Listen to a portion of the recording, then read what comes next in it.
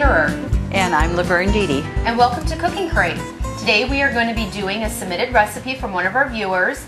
Joan Koenig here of Dickinson submitted a recipe of wild rice into chicken casserole, and we're going to be also doing a sesame seed almond salad. So here is my mom Laverne to show us how to make these dishes. Okay, and this recipe, like you said, was submitted by Joan, and it just looks delicious. So first of all, it's asking, we got 4 chicken breasts that I've already cut up. And for the wild rice, we're going to cook the wild rice because you're going to pre-cook that. And it asks for 1 3/4 cup water, and you're going to cook that, according to the directions on the box. So it says 1 3/4 cup water.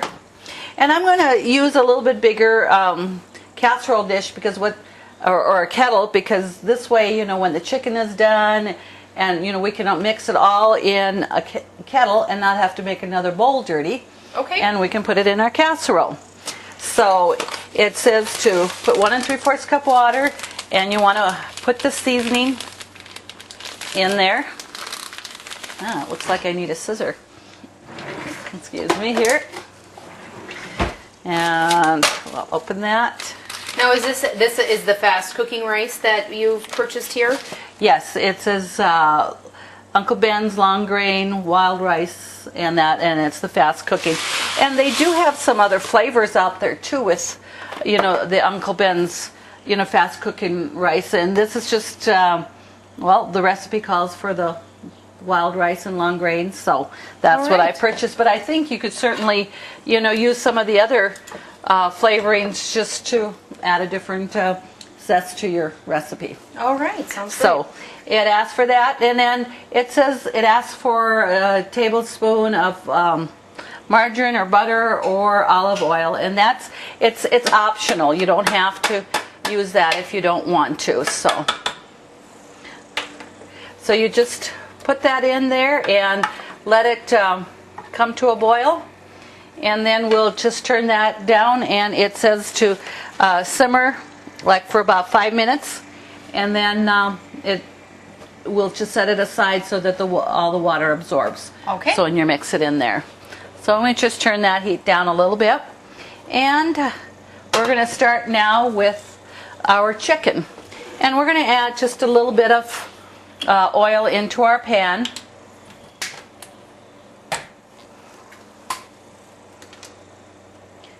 Just a little bit so that you can brown and cook your chicken. Okay. And like I said, it asks for 4 chicken breasts. And I think there again, it's a matter of if you like a lot of chicken, you probably could add just cut up a little bit more, or just whatever you have there. Probably depending on the size of your family, what you would do as well. Right. And and you just cube that, put it in smaller pieces. Now we just need to let that cook. And while the chicken is cooking, I actually have another pan here, and I have a stick of butter in there that we're going to saute some onions and celery that goes in with this recipe. So we got that there. Now that'll just melt. We'll just turn that heat up a little bit more. All right. And the recipe calls for 1 cup chopped celery and 1 medium onion. So I've already got that cut here. And we'll just wait till the butter melts a little bit more here. And then we'll saute that. And with the chicken cooking and sauteing it once and the rice cooking, it won't take very long to put all this together. Right. So you should have a quick, supper made already. Well, this sounds like it's a recipe that you can come home from work if you get off at 5 o'clock, and you can still have a good hearty meal on the table by 6:30, probably at the latest. Very much so, I think. And then while this is going to be baking in the oven, we're going to make a salad to go with our supper here for this chicken wild rice casserole.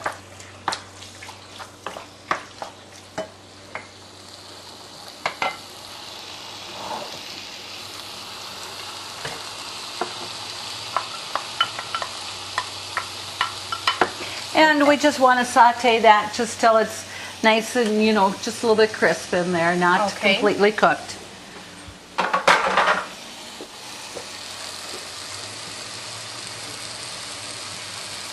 And again, this was a submitted recipe by one of our viewers in Dickinson, and thank you so much to Joan for submitting that recipe. And we welcome all of our viewers to please go to our website and do that.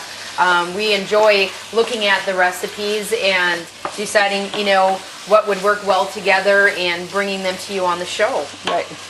And it's just nice to have some good home cooking that doesn't take so long, but you know that your family is going to enjoy. Right. And that, so it just, and it's amazing the recipes that are out there that, you know, it's great for people to share, and we can all just enjoy them. Definitely. And it doesn't take long for chicken to cook. Like when you got it cubed like this, you want to make sure, you know, it's there isn't any pink left in it. And that, but like I said, it doesn't take very long at all.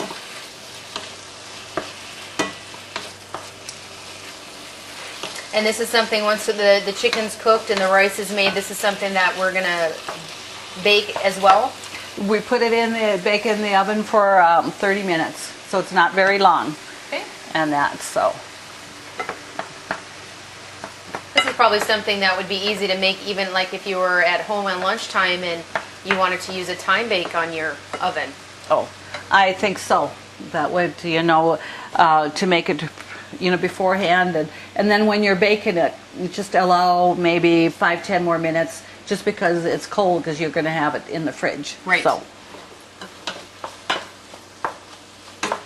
And that, and look at it, it hasn't been very long, and you know, most of the chicken is almost cooked.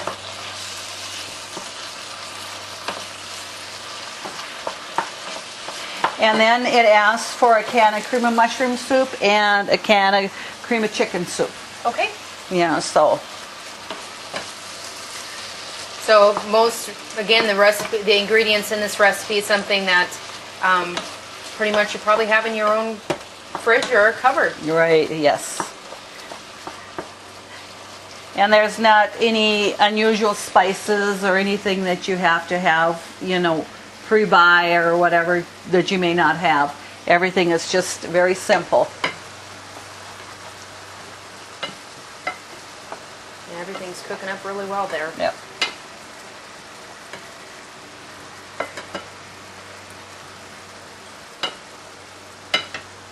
And when I'm sauteing onions, I like to usually just chop them. You don't want to chop them real fine or use like a food processor, because then the onions get mushier. They're not, you know, nice little pieces, and it's when you put it in a food processor, they just get, you know, juicier. There's a lot of liquid there, and so then they don't saute as nicely. So, you know, just use a simple food chopper or your knife. You're gonna be better off with that. So this chicken's about almost done, and now you can kind of see that it's fairly juicy, and we're going to want to drain that. Okay. I put the timer on for my rice for 5 minutes, and I heard the buzzer. It's just about time for that to be taken off, and I'll just stir that a little bit there yet.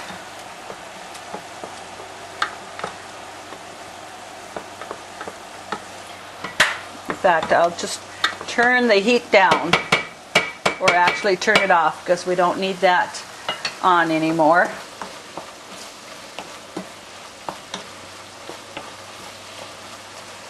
And did you use a special oil, or is it vegetable oil, or any type, whatever you have in your cupboard to saute, you know, a little bit of oil with the chicken can be good? Anything. I just happen to have some olive oil on hand, and that's what I use, but you can use your vegetable oil, canola oil, anything, because you're just going to add a little bit in there. It's not a lot, just to get it going. So that's already there for the rice, so I'm going to just take that off and put the lid on there and let that the water all soak up, because there's a little bit of liquid left in there. Okay. And while this is going, are we going to preheat the oven? I've got that preheated, and it's going to be at 350. Okay. So that's on there. Let's see, make sure we got it going there. Okay. So with our chicken, we're going to go ahead and drain that. I'll just use a colander here and just put that in. And like I said, it's a little bit juicy, and we've got enough liquid, you know, in the rice and everything that you don't want to add extra liquid, because you're going to be using, you know, cream of mushroom soup and your cream of chicken soup in there, so you don't want too much liquid. Okay. So we'll just let that drain there and just kind of double check here. And I think that's going to be just about right there. We're going to turn off the burner. And again, you're not really browning the vegetables, the onions and the celery. You're just, you know, just making them tender more or less. Right, just to saute them a little bit, but you don't need to worry about browning them. All right. Okay, now let's just check with our rice here. And it looks just about, most of the liquid is already absorbed in that rice, so we're going to go ahead and add our cream of mushroom soup in that, and we're just going to bring it over here to the cupboard and pull this out here.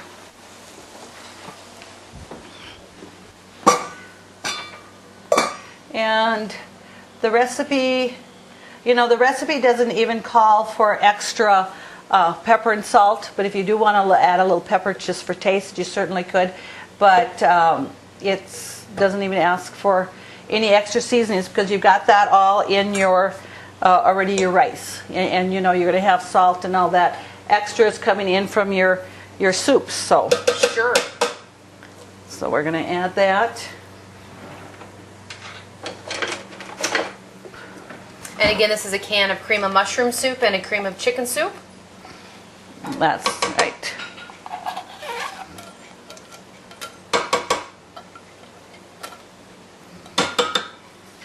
Just going to blend them together.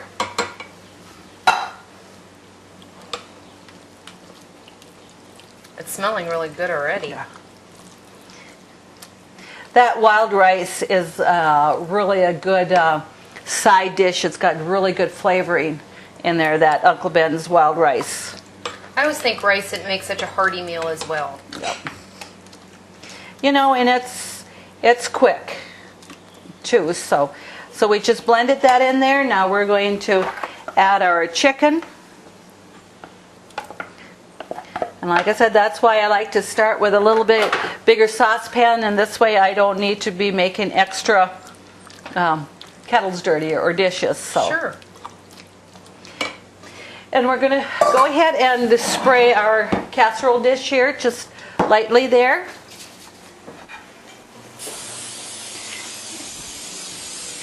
And I'm going to add our onions and celery in there.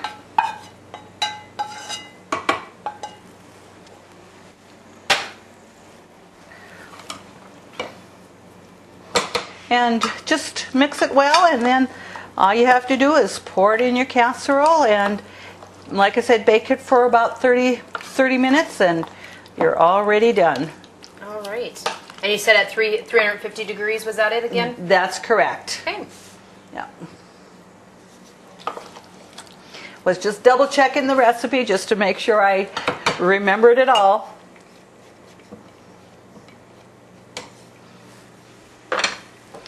And then while this is baking, and because it's not going to take very long, we're going to go ahead and start our salad that we're going to have. Sure.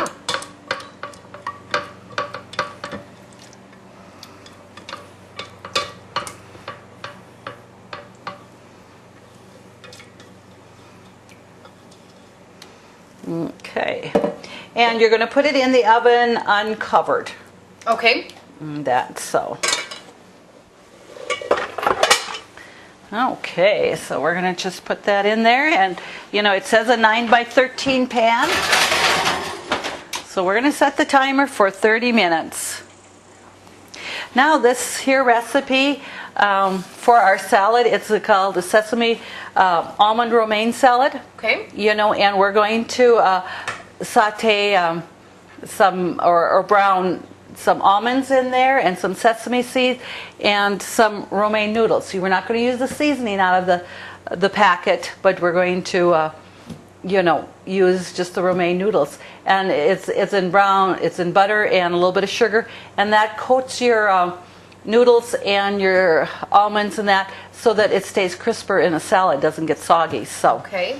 All right. That sounds unusual to have a little bit of ramen noodles in a salad, but I'm sure it's going to be wonderful. Yeah, right. Oh, and there are definitely, you know, different salads out there that there's a coleslaw recipe that, you know, you put romaine noodles in there and that and stuff. So a lot of different uses. So great. Well, we're going to saute that. We're going to just take this pan here, and I just going to wipe that out there with that little bit of onion in there, and just go ahead and use this for our sauteing our sugar and noodles and all that ingredients in there. Okay.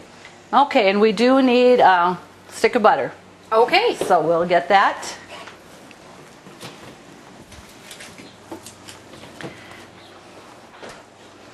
Okay, let's just put that in the pan.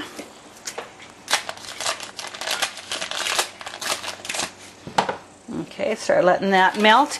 And then it also asks for, I believe it's a teaspoon or it's a tablespoon of, 1 tablespoon of sugar. So we'll just put that in there. Excuse me, I get my spoon. I usually have my sugar out, but I didn't get it this time.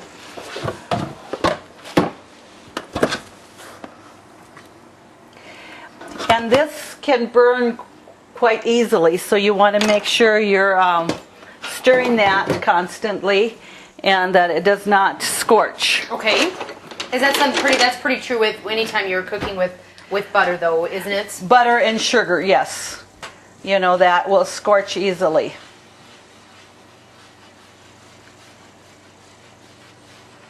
So let's just get that melted there.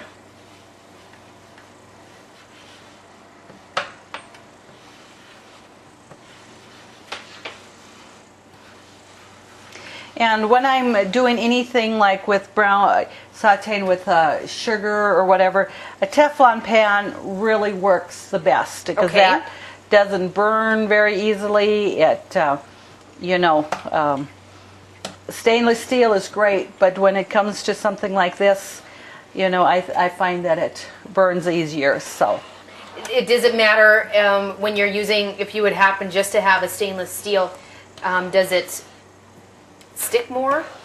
Oh, usually, yes, it will stick. It's not that, you know, it's not going to do the job, but you're definitely going to have to watch it closer because it certainly can burn a little bit easier there. So that's almost melted with the sugar there. So we're just going to go ahead and add our 1/4 cup of slivered almonds. And then it says a 1/3 cup of sesame seeds, and I just bought a little container like this, and that's about a 1/3 cup. Okay. So we're going to add that in there. And then I crushed my romaine noodles. And you know, you can use any flavor of romaine noodles because you're not going to use the packet. All you're using is the noodles. So it doesn't make a difference what flavor you have, if it's beef or chicken or oriental.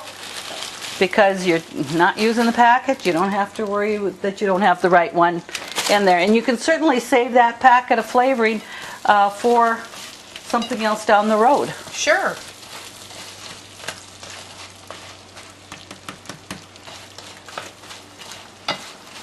And I'm sure this isn't going to just take too long to get this browned either. Right. It just brown easily and quickly here. So, okay.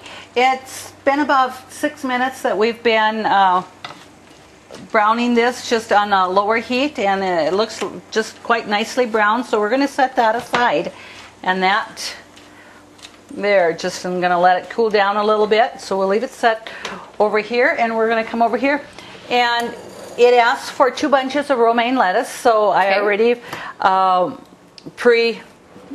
that up and ready to go. And it asks for 4 green onions. Okay. So I'm going to add that in there. And then the dressing of this here, it asks for a 3/4 cup oil. And it asks, this time it does ask for olive oil. Okay. So we're going to put 3/4 cup oil in there. And I'm going to just put it in another cup that I have a lid on it, and then I can shake it. Sure. Excuse me. It asks for a 1/3 cup sugar. Okay, a 1/3 cup sugar and 1/4 cup red wine vinegar it asks for. So Okay. there, and then a tablespoon of soy sauce. So we'll just...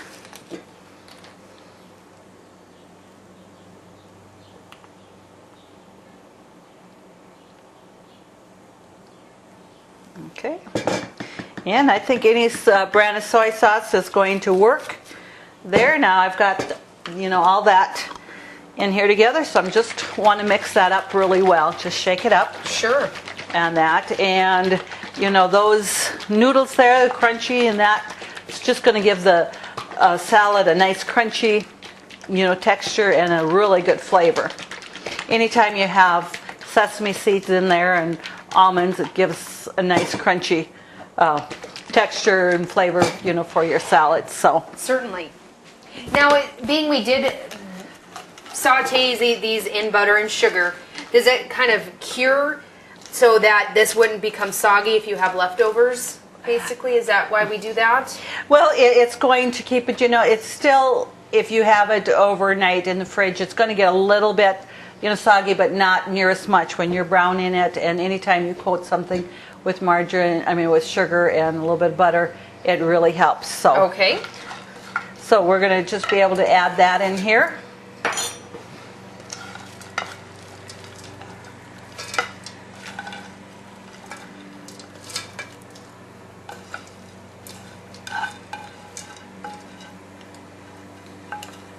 And there's a little bit of extra butter on the bottom of this that I'm not going to add into the salad. So, just scrape those sesame seeds in there and stuff. So, okay, so we'll bring that back over here.